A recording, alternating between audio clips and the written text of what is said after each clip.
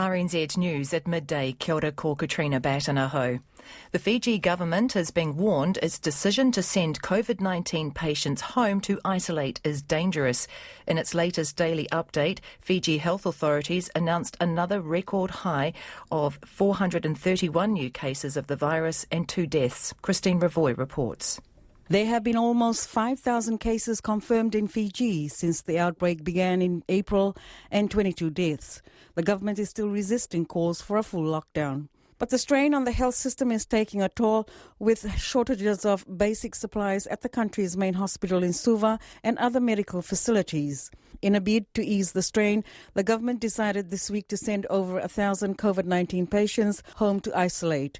New Zealand epidemiologist Michael Baker warns it's dangerous to send infected people home. Because many of them will be going back to multi-generational households that may be fairly crowded.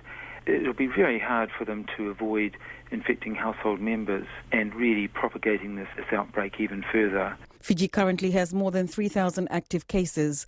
A makeshift hospital has been set up at a sports stadium in the capital, Suva, to treat non-COVID patients. The government has changed regulations to allow retired, overseas trained and the wider health workforce to give COVID-19 vaccinations. The COVID-19 Response Minister, Chris Hipkins, wants to expand the number of vaccinators for the next phase of mass community immunisation, which will require more than 6,000 of them. He says they're calling on former nurses, people who are registered overseas and those who might work as healthcare assistants to come forward and be trained.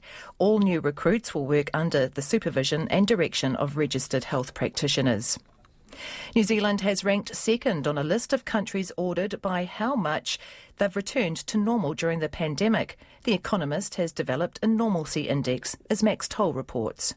Topping the list of 50 nations ranked by their progress is Hong Kong, which The Economist says is at 96% normality. New Zealand follows at 87%, behind, likely in large part due to travel restrictions. Pakistan, Nigeria and the Ukraine then follow at 84%. Other determining factors on the index are retail spending, sport attendance, public transport restrictions and time spent at home. China ranked 19th, the US 20th and the UK 36th. Another Oranga Tamariki care and protection residence is under scrutiny, with staff at the Lower Hutt facility warning a serious incident is only a matter of time. It was announced yesterday that a Christchurch unit is closing following revelations of staff manhandling children. Ruth Hill reports. The moment a young person walks in here, their innocence just gets ripped away from them and tossed in the trash. That's what one young Apuni resident told the monitors from the Children's Commission during a visit in late 2020. Their report, released under the Official Information Act, calls for urgent action to keep children safe, with self-harm, bullying and fighting rife at the unit. Staff say many of the 9 residents, aged 12 to 16, have serious mental health needs, but they are not getting the help they need. The government has launched a ministerial inquiry into the use and allocation of migrant labour in the seafood sector. Here's political reporter Katie Scotcher. The inquiry will look into the seafood industry's reliance on migrant workers and how to transition away from that, as well as ways to attract more New Zealanders to jobs in the sector. The Fisheries Minister, David Parker, says it will cover all commercial seafood activities, including deep sea and inshore fishing, aquaculture activities and seafood processing. The inquiry will be chaired by economist Peter Wilson, joined by a seafood industry consultant, Greg Johansson, and a former Treasury official, Julie Fry. They'll report back by the end of October. The Auckland Council has unveiled what it's calling the biggest upgrade to the city's ferry infrastructure in a century. The $350 million waterfront redevelopment officially opens to the public today. It includes new public transport connections, cycleways, footpaths and 6 new ferry berths at Queen's Wharf. A main seawall has been strengthened and a bus interchange opens on Lower Albert Street. The Mayor Phil Goff says the work has created a vibrant and accessible waterfront. It's 12:05. The Advertising Standards Authority says it relies on alcohol companies to act in good faith and not advertise to those who are underage. New rules under the Alcohol Advertising and Promotion Code came into force yesterday, but health advocates say they may instead make it easier for minors to view alcohol ads. The authority's chief executive, Hilary Suter, says it can only do so much. Our focus currently in our system is we set up codes and explain the rules, and there's an obligation on industry to understand those codes and apply them when they're making and producing and placing ads. Hilary Suter says last year the authority received more than 1,100 complaints and 27 of them were about alcohol ads. In the United States, the Trump Organization and its chief financial officer have pleaded not guilty to tax fraud in a court in New York. A prosecutor told the court there had been a sweeping and audacious illegal payment scheme at the former president's company. Prosecutors say that from 2005, the organisation and Alan Weiselberg orchestrated a tax fraud scheme involving off-the-book payments.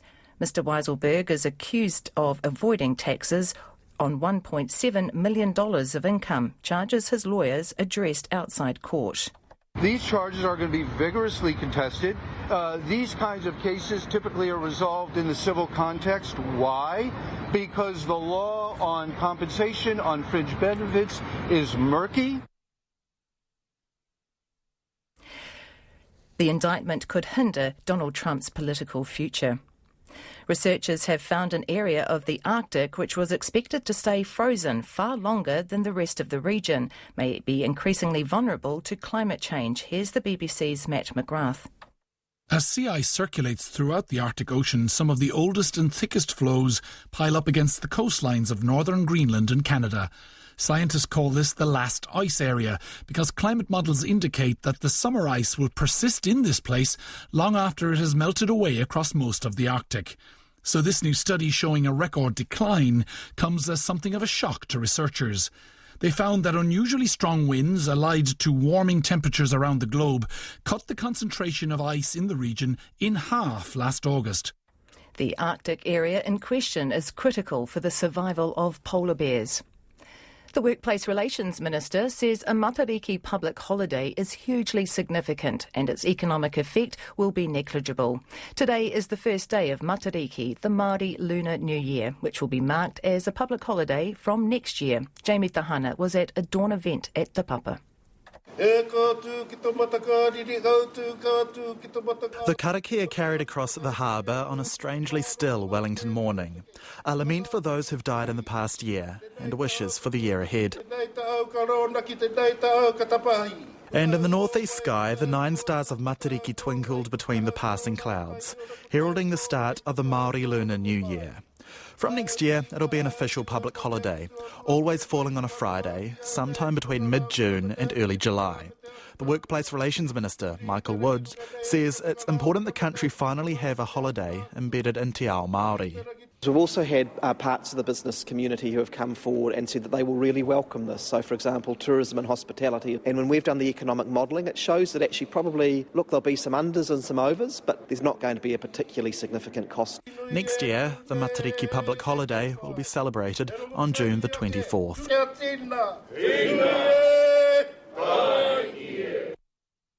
Hunters are being warned to have their dogs chipped and trained for kiwi aversion after another death of one of the endangered birds. A young female kiwi was killed by 2 feral dogs in the Maunga Taniwha native forest in central Hawke's Bay last month. A male kiwi was killed in another dog attack in Kaweka Forest Park in Hawke's Bay. Pete Shaw, the manager for Forest Life Force Restoration Trust, which owns the property where the female bird died, says hunters should be sensible. If you lose a dog, let somebody know straight away and do everything that you can to try and get them back, because they can go feral quite quickly. And once they do that, they're very, very hard to get. Pete Shaw urges people to report any sightings of stray dogs and tell the landowner if they know there are kiwis around. An 82-year-old woman who's spent 6 decades trying to reach space will join the world's richest man, Jeff Bezos, on the first human flight by his space company later this month. Wally Funk, who underwent training in the 1960s, will become the oldest person to ever fly to space. Jeff Bezos has invited Ms. Funk on the flight as an honoured guest. She'll join the Amazon founder, his brother, and a mystery person who paid $40 million at auction for a seat. The trip to more than 100 kilometres above the Earth's surface is expected to last about 10 minutes. That's the news.